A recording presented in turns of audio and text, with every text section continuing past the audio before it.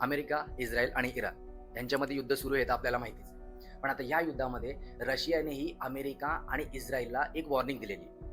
इराणच्या शहरी आणि मिलिटरी बेसवरती अटॅक केल्याच्या नंतर आता इराणच्या पॉवर प्लांटवरही अटॅक सुरू आहे आणि इराणच्या न्यूक्लिअर पॉवर प्लांटवरही अटॅक केला जाऊ शकतो याचीही शक्यता आहे.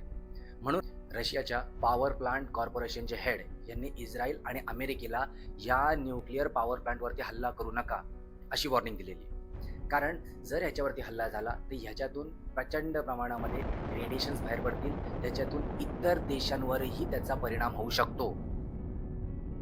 या आठवड्याच्या सुरुवातीत इराणमधील बुशेरा जो शहर आहे तिथले मेट्रोलॉजिकल सर्व्हिसेसची जी बिल्डिंग आहे त्याच्या शेजारी अटॅक करण्यात आला, पण सुदैवाने तिथे कुठलीही हानी झाली नाही. त्या प्लांटमध्ये, त्या प्रोजेक्टमध्ये जवळजवळ 72 टन फिसल मटेरियल आणि 210 टन वापरलेलं न्यूक्लिअर फ्यूल आहे. जर त्याच्यावरती अटॅक झाला तर त्याच्यातून एवढं महाभयंकर, एवढं प्रचंड संकट येईल की त्याच्यामुळे इतर देशही त्याच्या रेडिएशनपासून वाचू शकत नाही. त्याच्यामुळे रशियाने इस्रायल आणि अमेरिकेला हा इशारा दिलाय. बाकी तुम्हाला काय वाटतं, तुम्ही कमेंटमध्ये सांगू शकता.